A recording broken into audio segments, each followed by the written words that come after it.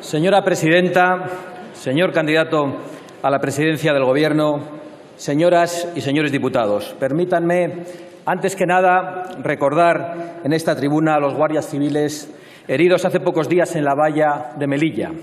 Otra vez, decenas de ciudadanos extranjeros han asaltado nuestra frontera, golpeando e hiriendo a nuestros guardias y atacando nuestra soberanía. Y no es un hecho aislado, es un fenómeno repetido demasiadas veces ante la pasividad del Gobierno de ahora y también hemos de reconocerlo de los gobiernos anteriores.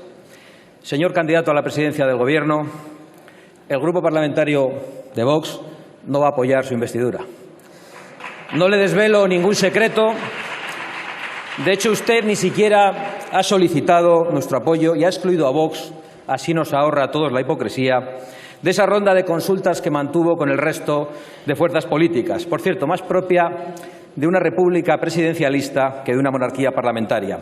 Y no nos ha extrañado, porque son ustedes los grandes arquitectos de los cordones sanitarios de los que hablaba esta misma mañana y de las políticas de apartheid, es decir, de aplicar la censura a quien se atreve a disentir de su disparatada agenda ideológica.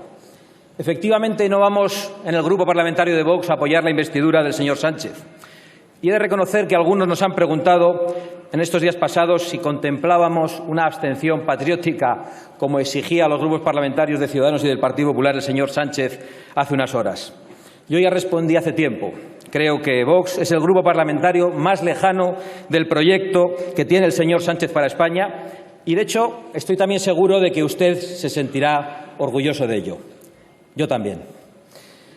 Nos amenaza usted, aunque no lo diga, con un Gobierno apoyado por todas las facetas del extremismo político si Ciudadanos y el Partido Popular no le apoyen. Comunistas viejos y comunistas nuevos, separatistas, proetarras, chavistas y golpistas que pretenden conformar un frente popular con dos objetivos diferentes: la ruptura de la soberanía nacional y el cambio de régimen. Y nosotros pensamos que el debate de hoy, tan programático en algunas cuestiones, son los árboles que no dejan ver el bosque de un proceso que existe en España hace mucho tiempo. Señorías, yo soy el hijo de un sencillo comerciante de Amurrio, en Álava, en el Valle de Ayala, en tierra vasca, que nos dejó hoy justo hace 2 años y que entró en política para defender a su patria, amenazada por los criminales de ETA. Mi padre, Santiago Abascal Escuza, llegó a sentarse unos meses en este hemiciclo representando a los vascos que seguían en pie cuando unos caían asesinados por el odio separatista, otros huían víctimas del chantaje y del miedo, y otros más, los peores, se rendían y traicionaban.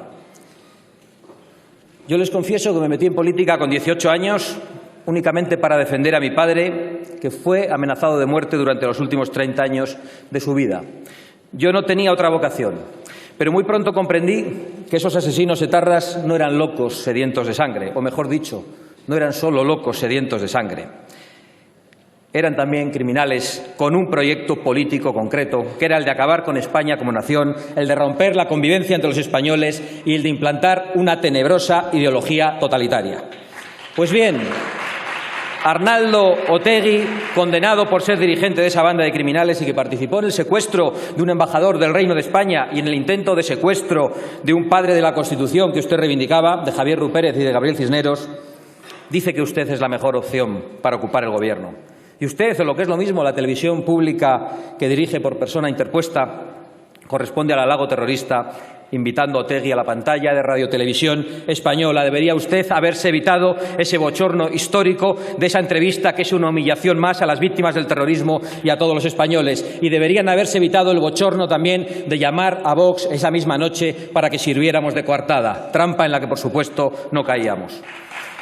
Y a propósito de esa infamia televisada, nos gustaría saber a los diputados de Vox y a millones de españoles, y yo sé que esto les sorprenderá a muchos diputados porque lo consideran cosa pasada, si este empeño de normalizar a los terroristas en la vida política y la vida pública española es fruto de las negociaciones que el señor Zapatero mantuvo con la banda terrorista ETA. De hecho, nos gustaría conocer el contenido íntegro de esas actas de negociación que formalmente hemos pedido en esta Cámara. Creemos que los españoles Tienen el derecho a conocer si el PSOE del señor Zapatero puso en marcha una hoja de ruta para blanquear la historia de ETA, legalizar sus marcas políticas, para excarcelar y conceder medidas de gracia terroristas, para entregar Navarra al separatismo vasco o para incluso promover una reforma constitucional que contemple el derecho de autodeterminación y, por lo tanto, la liquidación de la soberanía nacional. Los españoles tienen derecho a exigirle el contenido de esas actas al Gobierno y saber si el Gobierno de España, si los Gobiernos de España han tenido o tienen hipotecas con bandas terroristas, es decir, si tienen hipotecas con los enemigos de España. Y, en definitiva, tenemos que conocer si ese Frente Popular, del que usted es solo uno de los cabecillas, es el resultado de un proceso que nace a partir del 11 de marzo de 2004 y en el que confluyen dos amenazas. Una a la propia existencia de España a través de la impunidad para el separatismo catalán y la normalización de las marcas políticas de ETA, y otra amenaza al orden constitucional que anhela el cambio de régimen y que incluso pretende el derribo de la monarquía parlamentaria.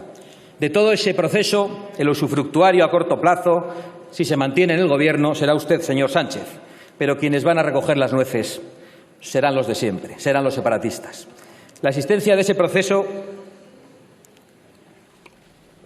es la única forma de explicar el desafío permanente de la Generalidad de Cataluña, una institución en absoluta rebeldía contra la soberanía nacional y que vuelve a gozar de una incomprensible impunidad a pesar de que han reiterado que lo volverán a hacer. La misma impunidad que llevó al golpe de Estado de octubre de 2017 durante el Gobierno del señor Rajoy. La impunidad con la que muchos diputados que se sientan en esta Cámara, que inexplicablemente han adquirido la condición de diputados y que en vez de acatar la Constitución como la ley exige, han jurado abiertamente combatirla en nombre de los principios, decían, delirantes del 1 de octubre. Pues bien, señor candidato, con estos aliados pretende usted ser investido presidente del Gobierno, con los amigos del condenado Otegi, con los amigos del golpista Junqueras y también con los amigos del tirano Maduro, ese sátrapa que, bien maquillado por Zapatero, ha sumido a Venezuela y a nuestros hermanos venezolanos en el caos, en la violencia, en la represión y en el hambre. Permítanos, señor Sánchez, que no le otorguemos a usted ninguna credibilidad si pretende disfrazarse de político con sentido de Estado. Y permítame también que repita en esta tribuna un aviso para sediciosos, para golpistas y para terroristas. Más allá de los pactos secretos o de las promesas que hayan recibido desde un partido o de otro a cambio de su apoyo parlamentario, abandonen ustedes toda esperanza, porque nunca lograrán sus objetivos políticos o criminales. No ha llegado España hasta aquí para que la derroten una pandilla de sediciosos, mitad corruptos y mitad fanáticos, porque no saben ustedes cuántos hijos de comerciantes y obreros y estudiantes y parados, de médicos, de jueces, de hombres del campo y de la mar se pondrán en pie olvidando cualquier diferencia cuando sientan amenazada su patria. Y ojalá muy pronto la inmensa mayoría de los españoles que queremos seguir viviendo en paz y en libertad dentro del orden constitucional desterremos de las instituciones a quienes pretenden dinamitarlas. Sería una grandísima noticia para que el Estado pudiese de una vez por todas, después de 30 años, ocuparse única y exclusivamente de resolver los problemas de los españoles en vez de seguir creándoselos. Señorías, hay españoles que necesitan urgentemente de la eficacia del Estado, esa eficacia que comprobamos tan a menudo cuando se trata de la agencia tributaria y que hay que empezar a trasladar al resto de organismos e instituciones de la nación. Porque mientras la izquierda continúa con su disparatada agenda de ingeniería social implantando una sofocante dictadura progre que quieren que traguemos con ella, y mientras los separatistas conspiran contra la Constitución, los españoles tienen que seguir pagando la factura, los españoles de a pie, una factura cada vez más abultada que, según su discurso, señor Sánchez, se incrementará todavía más. Si trabajas, impuesto sobre la renta; si ahorras, impuesto sobre el patrimonio; si consumes, impuesto sobre el valor añadido; si inviertes, impuesto de transmisiones patrimoniales o de actos jurídicos documentados; si lo regalas, impuesto de donaciones; y si te mueres, impuesto de sucesiones. Impuestos, impuestos, impuestos con los que arruinan a la España viva, a la España que madruga, con los que arruinan a las clases medias para que con su esfuerzo sostengan el disparate autonómico, el derroche político y la orgía de las subvenciones. Es inaceptable que haya hijos que tengan que renunciar a la herencia que les dejan sus padres, a los que tanto tiempo les costó generarla, porque no pueden hacer frente a la factura fiscal que ustedes les imponen. Y es inaceptable que los pequeños y medianos empresarios estén ahogados con impuestos que subieron el señor Montoro y el señor Rajoy y que ustedes seguirán subiendo según lo que ha anunciado hoy. Impuestos, tasas, burocracias, directrices europeas, nacionales, autonómicas y municipales que están asfixiando y empobreciendo a las clases medias y más desfavorecidas, destruyendo empleo o creándolo en condiciones que hacen imposible a nuestros jóvenes desarrollar un proyecto de vida. Porque, digámoslo abiertamente, el ascensor social está quebrado en España y lo han quebrado precisamente quienes dicen trabajar por las clases desfavorecidas, a las que no han ayudado, pero sí han logrado, en cambio, arruinar a gran parte de la clase media, amenazando sistemáticamente la propiedad privada, despreciando el mérito y el esfuerzo. Como hemos visto, por cierto, hace unas semanas con Amancio Ortega, un español humilde hecho a sí mismo, al que han difamado brutalmente por crear empleo y por cometer el gravísimo delito de realizar donaciones a la sanidad pública. O como hicieron con Ismael, el currante del Pladur, al que sus esbirros de la prensa ultraizquierdista trataron de ridiculizar por no aceptar la medicina de las oligarquías progres en una ya muy conocida entrevista. Señorías, siento una rabia y una indignación profunda cuando me cuenta un autónomo hace unos días que este verano ni siquiera puede tomarse unos días de vacaciones. O el empresario de una pyme que dice que tiene que cerrar por no poder soportar la carga de un Estado que entre unos y otros están convirtiendo en un gigantesco e insostenible aparato de propaganda socialista. Porque lo más terrible de todo esto es que ustedes, desde todos los partidos políticos con responsabilidades de gobierno, destinan el dinero de esos impuestos a destruir riqueza, a financiar procesos golpistas que siguen en marcha, a restringir libertades para que solo unos puedan hablar y a aniquilar la igualdad de los españoles ante la ley. Cuando no lo hacen ustedes directamente, se lo encargan a esas asociaciones donde están sus amigos y camaradas, auténticos parásitos que van estrangulando la libertad y empobreciendo a la sociedad que les mantiene. Esos comisariados políticos que se apropian de sectores de la población como si fueran sus legítimos representantes y se atreven a dictaminar quién puede acudir o no a una manifestación. Por cierto, llegados a este punto, aprovecho para pedirle que cese al señor Marlaska. Escuchando su vergonzosa justificación del ataque de unos energúmenos a unos diputados de esta Cámara, entiendo mejor por qué en los numerosos procesos electorales de este curso los simpatizantes y los militantes de Vox han sufrido todo tipo de insultos, de coacciones, de ataques y amenazas, como no ha tenido que padecerlos ninguna otra fuerza política de esta Cámara. Imagino que el ministro del Interior las encontraba perfectamente justificadas por el simple hecho de que no le gusta cómo pensamos ni lo que decimos. Y lo lamento. Pues bien, celebro informarle, en cambio, señor ministro, que va a seguir escuchando a esos casi 3 millones de españoles que han confiado en nuestra formación política, porque nos han votado precisamente para que defendamos su derecho a disentir del consenso progre de todos los partidos y de la inmensa mayoría de los medios de comunicación. A mí me habría gustado aprovechar esta sesión parlamentaria para dar las gracias a todos los portavoces políticos que se han solidarizado con los simpatizantes de Vox, agredidos, amenazados e insultados a lo largo de todo el territorio nacional desde el pasado mes de diciembre, incluso desde antes. Pero ya lo he hecho en persona, porque han sido muy pocas las muestras de solidaridad recibidas y porque casi nadie, ningún grupo político, ha apoyado nuestra denuncia contra esas violencias que parece que empiezan a ser vistas con normalidad desde que el comunismo con el que usted quiere pactar popularizó los escraches en España. Puedo llegar a entender esa falta de solidaridad, señorías, porque el miedo es una mordaza muy poderosa. Pero deben entender los que hoy callan que ese violento apartheid que ahora sufre Vox, este permanente linchamiento mediático y este acoso callejero es en realidad el linchamiento y el acoso a la democracia, al derecho a disentir, a la libertad de pensar de forma distinta y al deber de rebelarse frente a quienes pretenden imponer un discurso totalitario. Sobre los ataques que hemos recibido durante este curso, debo añadir que fueron instigados por varios miembros de este Parlamento.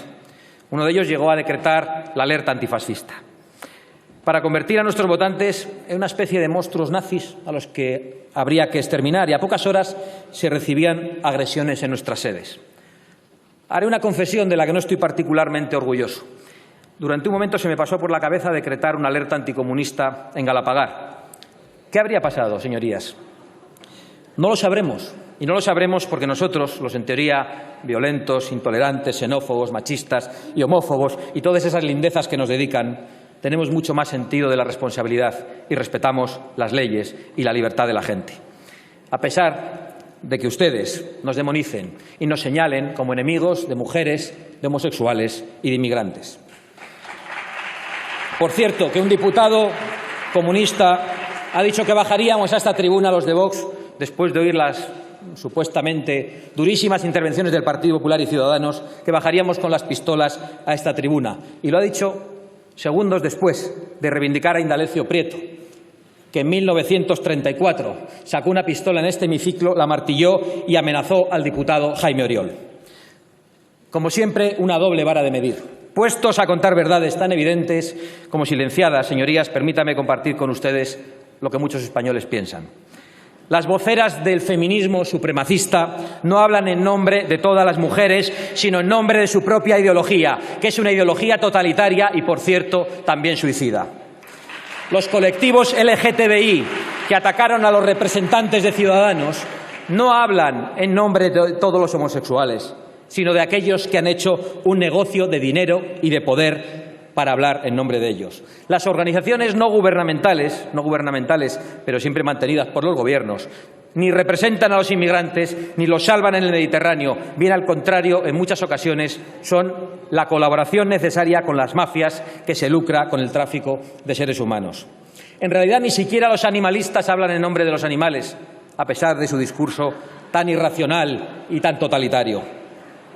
Señorías, Vox ha llegado hasta aquí, entre otras cosas, para denunciar esta ficción política que ustedes quieren instalar, por la cual unos pocos se arrogan la representación de todos con el dinero público de todos los españoles, incluso de aquellos a los que quieren amordazar.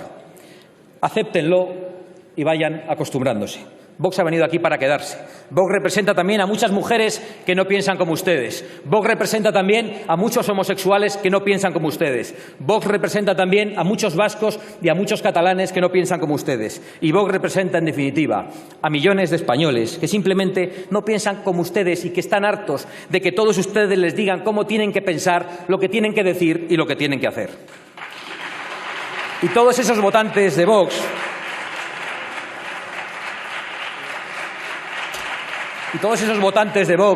y muchos más que todavía no nos conocen porque se han formado una idea equivocada de nosotros a través de la manipulación política y mediática, reclaman un proyecto que no tiene nada que ver con el suyo, señor Sánchez, ni con el de sus presuntos socios. Son españoles que exigen el restablecimiento del orden constitucional en Cataluña, la disolución de los partidos golpistas y la ilegalización de cualquier proyecto separatista de ruptura de la unidad nacional y de la democracia. No podemos permitir que los enemigos de la unidad nacional y de la democracia sigan utilizando los instrumentos del Estado para atentar contra la soberanía nacional. Son españoles conscientes del disparate económico y que entienden que hay que recuperar, por ejemplo, competencias en educación y en sanidad como primer paso para la igualdad de todos los españoles en todo el territorio nacional y de la reversión del Estado de las autonomías. Son españoles hartos del infierno fiscal y que piden una bajada de todos los impuestos que no se pueden eliminar y que serían muchos si suprimimos las subvenciones a partidos, a sindicatos, patronales y el derroche general del gasto político. Son españoles que crean empleo a pesar de las trabas administrativas, las que ya hay y las que usted ha anunciado. Son españoles que no encuentran empleo o que para hacerlo tienen que aceptar condiciones de semiesclavitud que no va usted a arreglar con ese estatuto de los trabajadores que anunciaba esta mañana, porque no habrá más empleo aquí mientras nuestras industrias y nuestro campo tengan que seguir compitiendo con productos que se han hecho en otros países que no tienen condiciones laborales ni derechos laborales.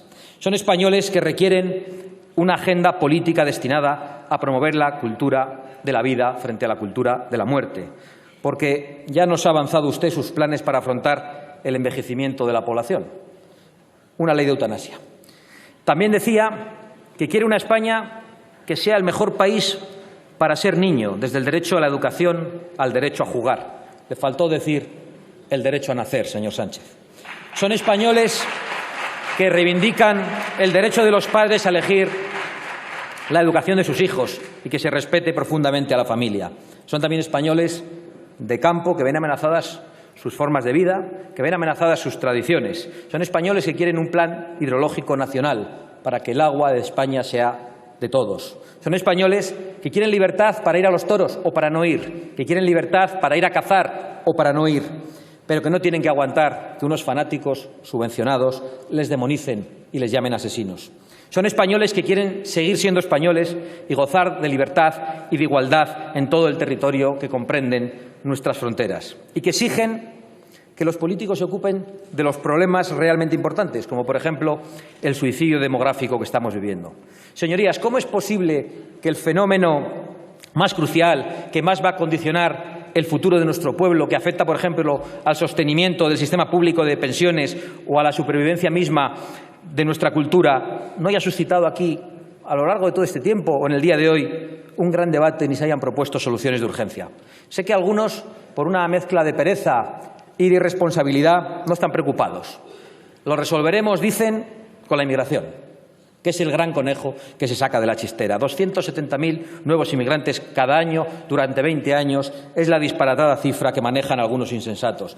Y no es solo el señor Sánchez, es que casi todos ustedes, señorías, comparten una indiferencia por el envejecimiento del pueblo español, unido a un particular entusiasmo por el llamado multiculturalismo, que no es otra cosa que liquidar la identidad de España introduciendo culturas remotas, con diferentes lealtades, con diferentes visiones del mundo y con diferentes y a veces abominables ideas sobre la mujer, o que ni siquiera contemplan una diferencia entre las leyes civiles y las ideas religiosas. Me recuerda mucho esto al poema Solución de Bertolt Brecht, que es de los suyos, en el que el autor ironiza sobre cómo el pueblo ha decepcionado a su gobierno y le aconseja a este que disuelva al pueblo y que elija uno nuevo. Pues ese disparate multicultural de elegir un pueblo nuevo es lo que parecen proponer muchos aquí, cuando ya ha fracasado en toda Europa. Una Europa que, ya les adelanto, no se va a doblegar a las imposiciones de las oligarquías progres y globalistas, por mucho que demonicen a millones y a millones de europeos. En Vox, por supuesto, nos oponemos a la inmigración ilegal, esa que ustedes desde las instituciones, a pesar de lo que ha dicho esta mañana, amparan, incentivan y llaman. Y por tener esa posición, ¿qué hacen? Pues lo fácil, lo de siempre, demonizarnos, insultarnos, y nos llaman xenófobos y nos llaman racistas. ¿Verdad, Ignacio? Señorías, una nación sin fronteras no es una nación, igual que una casa sin paredes deja de ser un hogar. Pero si ustedes son partidarios de que se pueda entrar en España de cualquier manera, tienen derecho a plantearlo. Que pueda entrar en nuestro país los millones de inmigrantes que lo deseen, al menos tengan el valor y la honradez de defenderlo así. Dígaselo al pueblo español, que van a desmantelar las fronteras y que a partir de ahora compartiremos nuestros recursos con todo habitante del planeta que desee o que necesite instalarse a vivir entre nosotros. Pero lo que es bochornoso es establecer unos trámites para entrar en España legalmente y premiar luego a quien se los salta, animándoles así no solo al desprecio por nuestras leyes, sino a una aventura arriesgada y en ocasiones mortal, que hace ricas a las mafias que trafican con seres humanos. Una especie, señorías, una especie de juegos del hambre, una crueldad infinita, donde ustedes, los solidarios, prometen recompensas en forma de pagas y de asistencia sanitaria que luego a veces no llega a todos los españoles y se la prometen a quienes vulneran nuestra propia legalidad y viven para contarlo. Nosotros, a pesar de lo que ustedes dicen de nosotros, aceptamos una inmigración legal y ordenada, una inmigración orientada a las necesidades y posibilidades de nuestra economía y que atienda especialmente a la capacidad y a la voluntad del inmigrante de integrarse en nuestra cultura y de aceptar nuestras leyes. Por eso, cuando es necesaria, aceptamos especialmente la inmigración hispanoamericana para España y como posible solución para Europa. Y esto, digan ustedes lo que digan, es puro sentido común y es lo que piensan la mayoría de los españoles, incluso muchísimos de los votantes de la bancada de la izquierda. Como es de sentido común exigir que los extranjeros que cometan delitos graves o reincidan en los leves sean deportados a sus países de origen, con los que, por cierto, habrá que llegar a acuerdos para que cumplan allí su condena y para que no regresen jamás. Pues bien, en vez de esto, muchos de ustedes se empeñan en engañar al pueblo español. Lo vivimos a diario. Por ejemplo, cuando una repugnante violación colectiva es cometida por españoles, conocemos hasta los detalles más triviales y personales de los autores. Se convocan grandes manifestaciones y se multiplican los titulares. Pero en las decenas de delitos semejantes, cuando sus autores son extranjeros, todo cambia. 3 violaciones colectivas se han denunciado la pasada semana, pero en estos casos se oculta descaradamente el origen nacional de los criminales y se dice que se hace para no provocar xenofobia. ¿Ustedes entienden lo que esto significa? ¿Acaso piensan que los españoles no pueden conocer la verdad, los datos reales de la criminalidad, porque les toman ustedes por locos? ¿Acaso tienen que tutelarles como si fueran menores? Lamentablemente, esto no es nada nuevo, lleva sucediendo demasiado tiempo y no solamente con este tema. Llevan décadas diciendo a los españoles corrientes que son estúpidos, que son xenófobos, que son homófobos, que son machistas, que necesitan ser permanentemente controlados y reeducados por sus mayores, es decir, por ustedes y por sus altavoces mediáticos.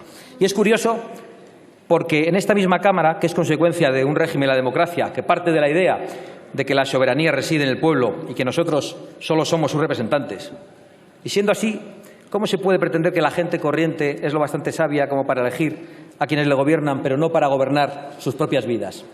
Ese afán compartido en el proyecto del Gobierno del señor Sánchez es lo que desde Vox venimos llamando dictadura progre y a lo que nosotros nos oponemos y por lo que nosotros votaremos no, señor Sánchez. Una visión totalitaria de la sociedad que incluso, como en las más terribles novelas distópicas, se atreve a dictar nuestra memoria. Y fíjense si son ustedes anacrónicos, que cuando dejan de pensar en 1936 solo llegan a 1984. Algunos viven obsesionados con lo que sucedió en España hace 80 años. Por supuesto, esta obsesión está muy bien remunerada a través de chiringuitos y de asociaciones correspondientes. Y, en definitiva, consiste en que con el dinero de todos se dicta a los españoles lo que tienen que pensar sobre nuestro pasado, sobre una época histórica concreta. Señorías, la Ley de Memoria Histórica es fundamentalmente un ataque a la libertad, además de un insulto a la inteligencia. Y su propuesta de ampliarla es la iniciativa más totalitaria que ha escuchado esta Cámara desde los viejos discursos de Pablo Iglesias. Es increíble que tengamos que perder el tiempo y el dinero en este empeño de ustedes en profanar tumbas, contar mentiras e imponer su visión sectaria de la historia o su verdad sobre la historia. Una historia redactada por ustedes y por sus asalariados que oculte, por ejemplo, que el fundador de su partido, Pablo Iglesias, amenazó de muerte desde esta tribuna al señor Maura en un mes de julio como este y que pocos días después el señor Maura fue tiroteado. En la discusión que siguió, a pesar de que ustedes se rían, aquella amenaza intervinieron José Canalejas y Eduardo Dato. Canalejas fue asesinado un par de años después y Eduardo Dato algo más tarde, cuando también era presidente del Gobierno. En esta misma Cámara, diputados socialistas y comunistas amenazaron a don José Calvo Sotelo, uno de los líderes de la oposición. Y días después, en un mes de julio como este, los guardaespaldas de un líder socialista fueron a casa del señor Calvo Sotelo, le sacaron y acabó asesinado. Y sin embargo, y escuche bien la señora presidenta, el pasado 13 de julio, en el aniversario de este crimen, la cuenta oficial de Twitter de esta casa prefería recordar otro acontecimiento muy importante. Frank Sinatra graba su primer disco. En fin, una memoria histórica a su manera, donde se quitan las cruces que recuerdan a víctimas del odio y se levantan estatuas a los asesinos. Pero volvamos a nuestros días, porque nosotros somos capaces, no sabemos si ustedes lo son. Creo que he mostrado las insalvables diferencias que existen entre el grupo parlamentario de Vox y el conglomerado socialista, comunista, chavista y separatista que representa el proyecto que pretende liderar el señor Sánchez. Creemos, señor Sánchez, que si sale adelante su investidura va a causar usted mucho daño a España y sabemos que no le importa, porque solo anhela el poder. Creo, señor Sánchez, que con usted las clases medias van a sufrir más de lo que ya sufren y les va a costar cada vez más llegar a final de mes. Creo que los catalanes que viven bajo una administración golpista y totalitaria van a estar más desprotegidos. Creo que nuestros admirables militares, muchos en misión por el mundo, nuestras fuerzas y cuerpos de seguridad del Estado y nuestros funcionarios de prisiones, todos los que velan por nuestra seguridad, van a trabajar en peores condiciones y van a ser poco o nada reconocidos, como creo que no se les va a reconocer ni la justa equiparación salarial que merecen. Creo que se va a continuar alimentando el efecto llamada de la inmigración ilegal, que crea un drama en los países de origen, que crea una tragedia en nuestras fronteras y que crea conflictos en nuestros barrios. Creo que van a continuar los salarios de miseria que hacen imposible formar una familia. Creo que las mujeres van a estar más desprotegidas porque ustedes no meterán en la cárcel para siempre a los criminales sexuales. Es más, les recuerdo, ya que tanto se les llena a ustedes la boca hablando de la defensa de la mujer, que fue el Partido Socialista en 1994 quien rebajó las penas de prisión para los violadores. Y creo, resumiendo, que el Frente Popular que usted desee realmente traerá miseria a la economía, traerá enfrentamiento, restricción de libertades, inseguridad en las calles y ventajas e impunidad para los enemigos de España.